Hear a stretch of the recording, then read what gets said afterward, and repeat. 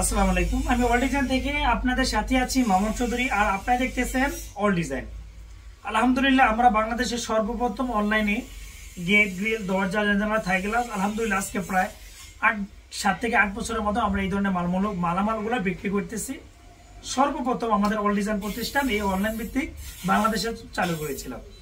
আর আজকে আমরা যে বিষয়টা নিয়ে একটা আলোচনা করব, বিষয়টা হচ্ছে বর্তমান প্রেক্ষাপটে কিন্তু এক এক সময় এক একটা মালের প্রচলন বেশি হয়। কোন মালটা ভালো হয়, কোন মালটা মজবুত হয়, আমাদেরকে অনেক ভিউয়ার্স, অনেক কাস্টমারের প্রশ্ন হচ্ছে কি ভাই লেজার কাটিং এর মালটা ভালো হবে না এসএস এর মালটা ভালো হবে, গ্রিল কি দিয়ে করব, সিঁড়ি কি দিয়ে করব। এই বিষয় নিয়ে ইনশাআল্লাহ আপনাদেরকে একটু বিস্তারিত আলোচনা করার চেষ্টা করব। আমি এই ভিডিওর মাধ্যমে বললে কি উপকার হয়, আমার ভিডিওটা দেখে অনেক মানুষ একসাথে সবগুলো বিষয় নিয়ে জানতে পারে। আর আমি আপনাদেরকে প্রথমে বলবো, আমাদের অল ডিজাইনের কারখানাতে দেখা যাচ্ছে আমরা যে মালামালগুলো বিক্রি করি, আমাদের কারখানাতে গেটের কাজ, গ্রিলের কাজ, থাই গ্লাসের কাজ, লেজার কাটিং এর কাজ, আলহামদুলিল্লাহ আমাদের 4টা কারখানা থেকে সমগ্র বাংলাদেশে এই ধরনের মালামালগুলো কিন্তু বিক্রি করি। দেখা যাচ্ছে আমি আপনাদের যে বিষয়টা নিয়ে পয়েন্টের কথা হচ্ছে লেজার কাটিং কি।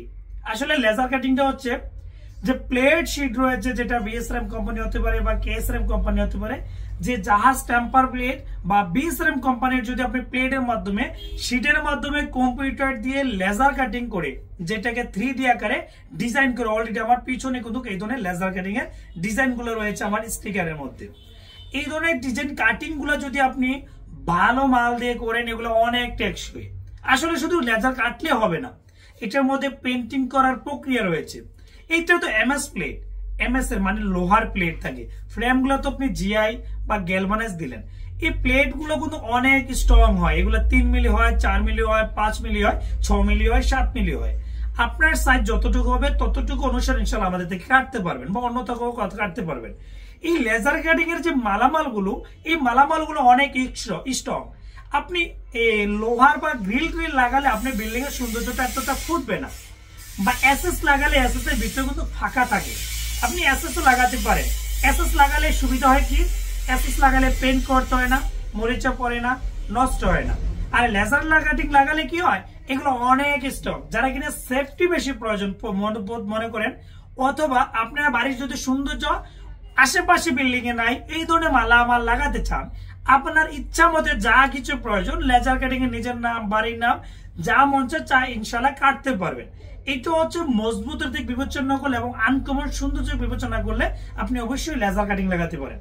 আমরা কিন্তু লেজার কাটিং বর্তমানে প্রতিনিয়ত সবচেয়ে বেশি কাটতেছি। কারণটা হচ্ছে কি, লেজার কাটিং মন ইচ্ছা মতো এসএস এর মাধ্যমে কাটতে পারবেন, লোহার মাধ্যমে কাটতে পারবেন, গোল্ডেন এসএস এর মাধ্যমে কাটতে পারবেন। আর দেখা যাচ্ছে এসএস এর মাধ্যমে কাটলে সর্বোচ্চ 3 মিলি পর্যন্ত কাটতে পারবেন। আর যে এমএস প্লেটের উপর কাটতে চাইলে, জাহাজ প্লেটের উপর যেটা আমরা বলি, এটা কাটতে পারবেন 5 মিলি, 6 মিলি, যতটুকু সাইজ প্রয়োজন অতটুকু সাইজ অনুসারে তৈরি করতে পারেন। আমি মনে করি আপনি লেজার কাটিং যেহেতু একটু খরচটা, একটু কস্টিংটা বেশি পড়ে, আপনি যেমন বারান্দাগুলো আপনি এসএস ব্যবহার করতে পারেন, মেইন গেটটা আপনি লেজার ব্যবহার করতে পারেন, সিঁড়িও লেজার কাটিং ব্যবহার করতে পারেন, থাই গ্রিল গুলো বিএসআরএম দিতে পারেন অথবা এসএস দিতে পারেন। আর আমরা কিন্তু লেজার কাটিং লাগালে অনেকে একটা ভুল করে কি, সরাসরি লোহার গায়ে যেভাবে পেইন্ট করে, যেমন ব্ল্যাক করলো এবং গোল্ডেন, প্রথমে ব্ল্যাক মারলো তারপরে গোল্ডেন, এভাবে পেইন্ট করলে আপনি লেজার কাটিং যত দামি লাগান না কেন এগুলো নষ্ট হয়ে যাবে। এগুলো প্রক্রিয়া হচ্ছে কি, প্রথমে অটোকোট করতে হবে, মানে একটা সাদা ওয়াটারপ্রুফ অটোকোট করতে হবে।